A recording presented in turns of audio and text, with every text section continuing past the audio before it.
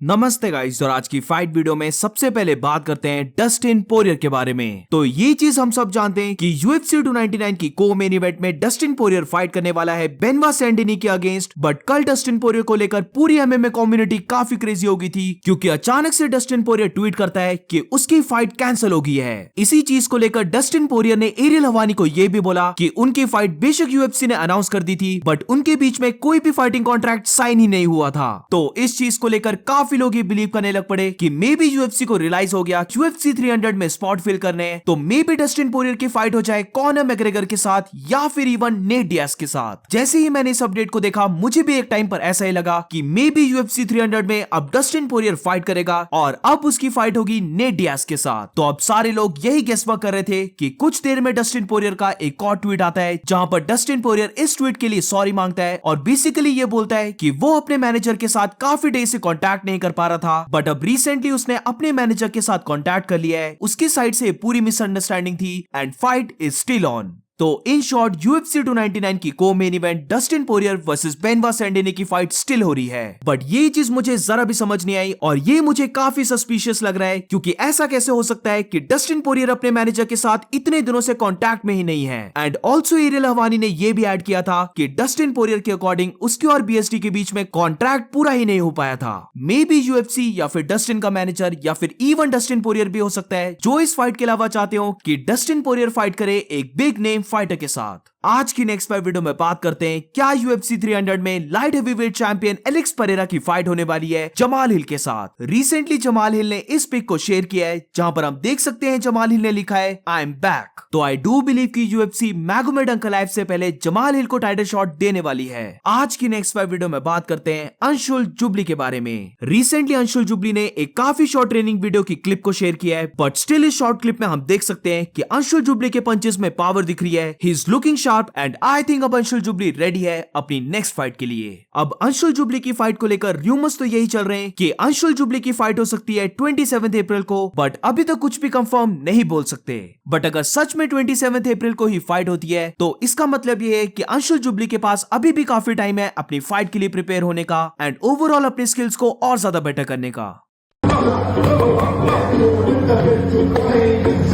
आज की next fight video में बात करते हैं फेदरवेट चैंपियन अलेक्जेंडर वोल्कानोव्स्की ने क्या कहा इलिया टोपुरिया के बारे में। अब इन शॉर्ट स्टेट करूं तो बेसिकली अलेक्जेंडर का ये कहना था कि Ilia Topuria is a good fighter, वो एक यंग फाइटर है जिसके पीछे काफी हाइप है, बट वो इस फाइट में इलिया टोपुरिया को रिमाइंड करवाने वाला है कि फाइटिंग में लेवल्स होते हैं और वो अभी तक टॉप लेवल फाइटर नहीं है। वो डेफिनेटली बिलीव करता है कि इलिया टोपुरिया एक गुड फाइटर है, बट जितना इलिया टोपुरिया अपने आप को शो कर रहा है वो इतना भी ग्रेट फाइटर नहीं है। उनकी फाइट में वो इलिया टोपुरिया को हम्बल करने वाला है और उसे ये बताने वाला है कि वो अभी भी इस डिवीजन का किंग है। जितना इलिया टोपुरिया का भी माउथ चल रहा है, यानी कि जितनी इलिया टोपुरिया भी ट्रैश टॉक कर रहा है, उसे डेफिनेटली इस ट्रैश टॉक को फाइट में डिफेंड करना होगा, क्योंकि वो इलिया टोपुरिया को एक लेसन टीच करवाने वाला है। अब इलिया टोपुरिया की ट्रैश टॉक की बात लगी है, तो आज की नेक्स्ट फाइट वीडियो में ये देखते हैं कि इलिया टोपुरिया ने क्या बोला कॉनर मैग्रेगर के बारे में। अब आई डोंट नो क्यों इलिया टोपुरिया कॉनर के पीछे पड़ गया है, जहां पर पहले भी कपल ऑफ टाइम्स इलिया टोपुरिया ने कॉनर को मेंशन किया था, और अब रिसेंटली भी अपने इंटरव्यू में इलिया टोपुरिया का ये कहना था कि अगर उसकी कॉनर के साथ फाइट हो जाती है तो वो कॉनर को फर्स्ट राउंड में ही नॉकआउट कर देगा।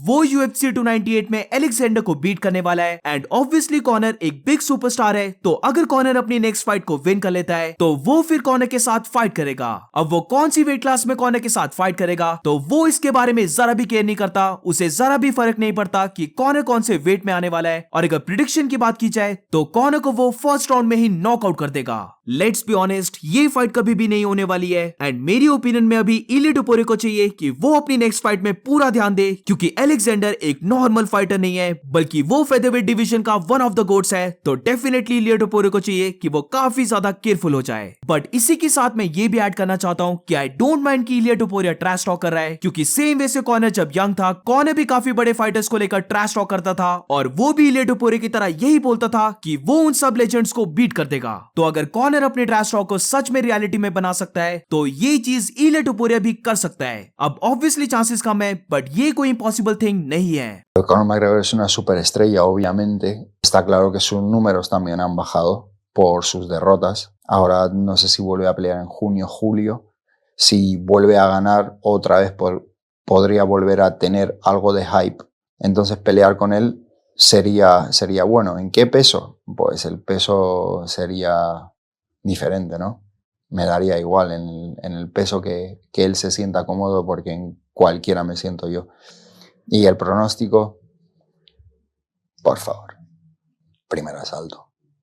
Que él, te lo digo, que tiene más fiestas a sus espaldas que tú y yo juntos. Entonces eso te tiene que pasar factura. Si yo tuviera 35 años y tuviera ese recorrido que él tiene, seguramente aparecería alguien de 26 años que me haría lo mismo. आज की next 5 video में बात करते हैं Rafale फिजीव और BMF champion Justin गेची के बारे में। तो राफेल फिजीव ने जस्टिन गेची को फिर से कॉल आउट किया है और वो बेसिकली इंप्लाई कर रहा है कि जस्टिन गेची उस फाइट को इसलिए जीत पाया क्योंकि जस्टिन गेची ने चीटिंग की थी। राफेल फिजीव का ये कहना है कि जस्टिन गेची ने उसके अगेंस्ट पूरे 2 राउंड्स रन अवे किया और उसने तभी विन करना स्टार्ट किया जब जस्टिन ने उसे आई पोक किया। आई पोक के बाद वो कुछ भी नहीं देख पा रहा था और इसीलिए जस्टिन गेची उस फाइट को विन किया। तो अब इसी ट्वीट का जस्टिन गेची ने भी रिप्लाई किया है, जहां पर जस्टिन गेची का ये कहना है कि इस ट्वीट से राफेल फिजीव ज्यादा अच्छा नहीं दिख रहा है, जहां पर उनकी फाइट में उसने राफेल फिजीव को इतनी जोर का हिट किया कि राफेल फिजीव ये भी भूल गया कि जो आई पोक हुआ था वो कौन सी आई में हुआ था। उसने राफेल फिजीव की राइट आई को कंप्लीटली ब्लास्ट कर दिया था अपने राइट पंच से। अब अगर हम दोनों की फाइट देखें तो एक्चुअली में जो आई पोक हुआ था वो राफेल फिजीव की लेफ्ट आई में हुआ था और बेसिकली जिस आई से राफेल फिजीव देख नहीं पा रहा था क्योंकि वो काफी ज्यादा ब्लडी हो गई थी, वो थी राइट आई। आज की नेक्स्ट 5 वीडियो में बात करते हैं फॉर्मर बैंटरवेट चैंपियन पीटर यान के बारे में। तो इट्स लुकिंग लाइक पीटर यान कंप्लीटली रेडी हो चुका है अपनी नेक्स्ट फाइट के लिए, जहां पर उसकी नेक्स्ट फाइट सॉन्ग यडोंग के साथ होने वाली है UFC 299 में। और ये रही पीटर यान की ट्रेनिंग वीडियो। इस ट्रेनिंग वीडियो में हम देख सकते हैं कि पीटर यान काफी अच्छा दिख रहा है शैडो बॉक्सिंग करते हुए। अब जहां तक मुझे याद है अपनी लास्ट 5 फाइट्स में पीटर यान सिर्फ एक फाइट को विन किया है, तो इसीलिए मेरी ओपिनियन में ये फाइट एक काफी इंपॉर्टेंट फाइट है। एंड एक और रीजन है इस फाइट का काफी इंपॉर्टेंट होने का, और वो ये है कि इस फाइट में पीटर यान सॉन्ग यडोंग के साथ फाइट कर रहा है जो खुद भी एक स्ट्राइकर है। तो इस फाइट से सब कुछ क्लियर हो जाएगा कि क्या पीटर यान स्टिल अभी टॉप लेवल फाइटर बचा है या फिर नहीं।